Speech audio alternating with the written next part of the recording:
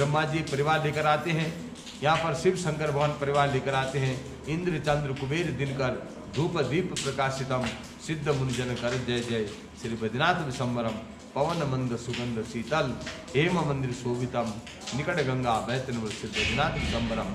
ये बद्रीनाथ का जो धाम है, यहाँ पर 6 महीने देवताओं की पूजा होती है, 6 महीने मनुष्यों की पूजा होती है। नारद शिला के बगल पर दूसरी शिला है, बोलो गरुड़ शिला। गरुड़ शिला का मतलब है, गरुड़ तो पक्षी है, गरुड़ पक्षी ने यहाँ पर बैठकर 30,000 वर्ष तपस्या की। भगवान ने कहा, गरुड़ मैं तेरी तपस्या से प्रसन्न हूँ, क्या इच्छा है तुम्हारी? गरुड़ ने हाथ जोड़ के बोला, प्रभु मेरी एक ही कामना है, इसी कामना से मैं आपका भजन करता हूँ प्रभु, कि जहाँ आपको घूमना फिरना हो, कहीं आपको जाना हो, हे नाथ मेरी विनती है तुम मेरे ऊपर बैठकर, मैं सब जगह आपको घुमाऊंगा प्रभु, आप किसी के ऊपर मत बैठना। तो भगवान ने कहा, तथास्तु नारद, हे गरुड़ मैं तुझे वरदान वचन देता हूँ, जहाँ मुझे जाना हो मैं तेरे ऊपर ही बैठूंगा। तो उसमें लिखा है गरुड़ पुराण में, प्रभाते बद्रिकाश्रमे मध्याह्ने मणिकर्णिका भोजने सो जगन्नाथे सैने कृष्ण द्वारिका।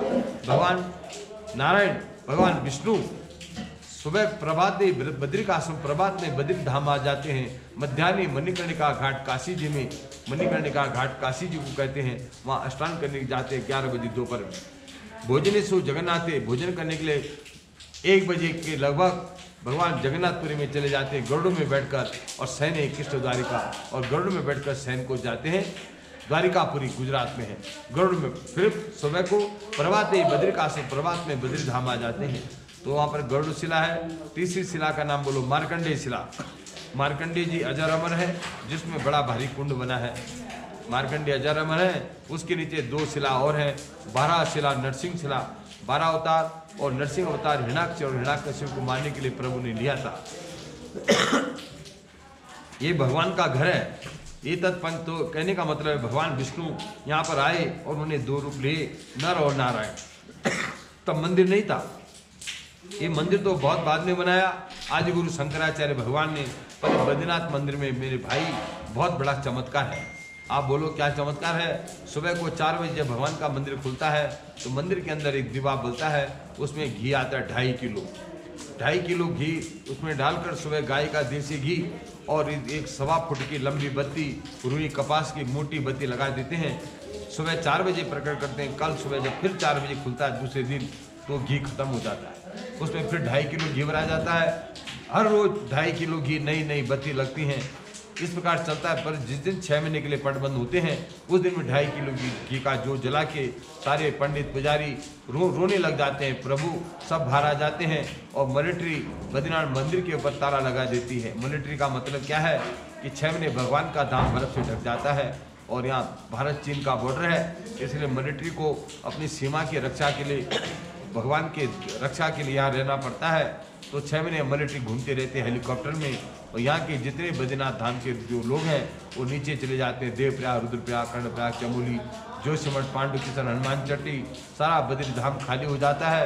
यहाँ 6 महीने कोई नहीं रहता है। फिर यहाँ हेलीकॉप्टर घूमते रहते हैं मिलिट्री के। पर के साल बद्रीनाथ धाम में पड़ा था 28 फुट बर्फ। आप आज के लोग लंबे वाले मोबाइल हैं, उसमें उंगली लगा के मालूम पड़ गया था कि भगवान के ठेठ ऊपर सोने की छत्र तक बर्फ आ गई। 6 महीने भगवान का धाम बर्फ से ढक जाता है। फिर 6 महीने के बाद जब भगवान का मंदिर खुलता है, अक्षय तृतीया, सतवा तीज, अंग्रेजी बोलते हैं मई का महीना, जब 6 महीने के बाद भगवान का पट खुलता है, बड़ी भीड़ होती है। सारी दुनिया के सामने जब पट खुलते हैं, बोल बद्रीनाथ भगवान की जय।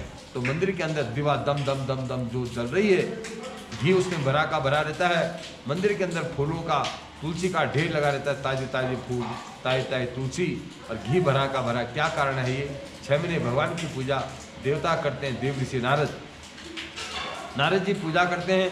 6 महीने माता लक्ष्मी भोग लगाती है। 6 महीने यहाँ देवताओं की यात्रा होती है। इस मंदिर को बने हुए 1800 वर्ष हो गए। आदि गुरु शंकराचार्य भगवान ने बनाया। पर ये धाम कब का है? बोलो सतयुग का। सतयुग का मतलब है करोड़ों वर्ष पहले भगवान आए थे, तब यहाँ कोई मठ मंदिर नहीं था। सतयुग की बात है कि भगवान तपस्या कर रहे थे, नर नारायण। उधर स्वर्ग में लक्ष्मी जी विचार में पड़ गई, हे मेरे नाथ, आप हिमालय में तप करने गए थे, वापस क्यों नहीं आए? लक्ष्मी माता को चिंता हुई, मेरे प्रभु वापस क्यों नहीं आते हैं? लक्ष्मी जी ने वैकुंठ का त्याग करके पहाड़ों को पकड़ते पकड़ते, अकेली बर्फ के पहाड़ों को पकड़ते पकड़ते लक्ष्मी जब हिमालय आती है अपने पति को देखने के लिए, तो उसने भगवान को देखा। उस भगवान की दशा देखकर भगवती लक्ष्मी रोने लग गई। उसने देखा मेरे प्रभु आप तो बर्फ से ढके हैं, तुम्हारा छोटा सा मुख दिखाई देता है, ऊपर से तुम्हारी बर्फबारी शुरू है। इस दृश्य को देखकर लक्ष्मी माता रोने लग गई। उसकी आंखों में आंसू आ गई। उसने सोचा मैं क्या करूं, भगवान की हिलाऊं, भगवान को बोलूं, इनका तब भंग होगा। इसलिए लक्ष्मी माता ने क्या किया, अपने सती धर्म की पुकार की, हे सती धर्म, भगवान की तपस्या में मैं सेवा कैसे करूं। तो लक्ष्मी माता ने अपना देह त्याग कर दिया। परंतु लक्ष्मी तो सती थी, जगत जननी थी, उसने अपना शरीर का त्याग करके शरीर बदल दिया, भगवान की पर बन गई। बोलो बेर का पेड़, बेर का विशाल पेड़ बन गई, बेरी का वृक्ष बन गई। वो कांटा वाला पेड़ होता है, छोटे छोटे फल होते हैं। लक्ष्मी ने घटादार वृक्ष बन गई। तो हमारे केदारखंड में लिखा है 5 किलोमीटर का पेड़ था वो। 5 किलोमीटर का मतलब क्या है, देव दर्शनी से भृगु ऋषि गुफा तक इतना बड़ा पेड़ था उस सतयुग में। आजकल तो बेर का पेड़ कोई दिखाई नहीं देता है, परंतु अभी गर्म पानी का जो कुंड है, बड़ा मार्कंडेय शिला पर जो कुंड बना है, उसके अंदर वो खंबा के नीचे वहाँ पर आज भी बेर का पेड़ का निशान है। अभी भगवान का जो विग्रह है बद्रीनाथ जी का, वो छोटा सा विग्रह है, इतना भगवान बद्रीनाथ जी का विग्रह है। माता लक्ष्मी जी का परिक्रमा में जो विग्रह बहुत छोटा सा है, परिधाम का मातम अपरंपार है। जब सती में माता लक्ष्मी ने भगवान के ऊपर बेर का पेड़ बन के छाया किया, स्वर्ग से देवता लोग फूलों की वर्षा करने लगे। लिखा है तब करते करते करते करते 1000 वर्ष हो गए, भगवान की आँख खुली, भगवान का तप पूर्ण हुआ। भगवान ने देखा इतना बड़ा पेड़ हमारे पार कहाँ से आया। इस दृश्य को देखकर भगवान की आंखों में आंसू आ गए। भगवान ने अपने योग बल से देखा ये तो लक्ष्मी है। भगवान ने कहा धन्य घड़ी धन्य भाग्य लक्ष्मी, तुमने तपस्या की, मुझसे बड़ी तपस्या तुम्हारी है लक्ष्मी। आज मैं तुझे वरदान देता हूँ, कलयुग में धाम प्रकट होगा। कलयुग में जब धाम बनेगा देवी, पहले तुम्हारा नाम आएगा लेने में, बाद में मेरा नाम बाद में आएगा। हिंदी में बोलते हैं बेर, और संस्कृत में बेर के पेड़ को कहते हैं बद्री। ऊपर से बद्री, नीचे तपस्या करें नारायण, तब इसका नाम पड़ा बद्री नारायण। ऊपर से बद्री, नीचे उसके नाथ है, पति को नाथ कहते हैं, उसके लिए इसका नाम पड़ा बद्रीनाथ। माता लक्ष्मी ने बड़ा भारी पेड़ बनाया, विशाल पेड़ बनाया, इसलिए इसका नाम है बद्री विशाल। माता लक्ष्मी ने भगवान पर छाया की बेर का वृक्ष बन के, इसलिए इसका नाम है बद्री का आश्रम बना दिया। विशाल नाम के एक राजा भी हो गए, जिन्होंने हिमालय में बैठकर हिमालय बड़ा भारी तप किया था। भगवान विष्णु कहते हैं लक्ष्मी धन्य है वो लोग जो बद्रीनाथ के धाम को आते हैं। लिखा है जो गया बद्री उसकी काया सुधरी, आवे उधरी कभी नो दरिद्री। इसका मतलब क्या है, बहुत बड़ी किस्मत होती है जब भगवान की कृपा होती है, तब बद्रीनाथ की यात्रा होती है। लिखा है जो बद्रीनाथ आता है, जो तपत कुंड में नहाता है, गर्म कुंड में नहाने का बहुत बड़ा मातम है। जो बद्रीनाथ की तपत में नहाएगा, बद्रीनाथ धाम की भूमि, वहाँ की जमीन भूमि का जो पूजन करेगा, जो बद्रीनाथ भगवान के दर्शन करता है, भगवान की परिक्रमा करता है, वो जन्म मरण के संसार से मुक्त हो जाता है। जिसने बद्रीनाथ भगवान के दर्शन कर लिए, घर पे जाके रोज भगवान का स्मरण करे, भगवान का कीर्तन करे, आधा मिनट रोज करे, चाहे वो कहीं भगवान का ध्यान में रहकर भगवान का स्मरण करे, कीर्तन करे, तो भगवान कहते हैं लक्ष्मी जो मेरा स्मरण करेगा उसका स्मरण मैं भी करता हूँ।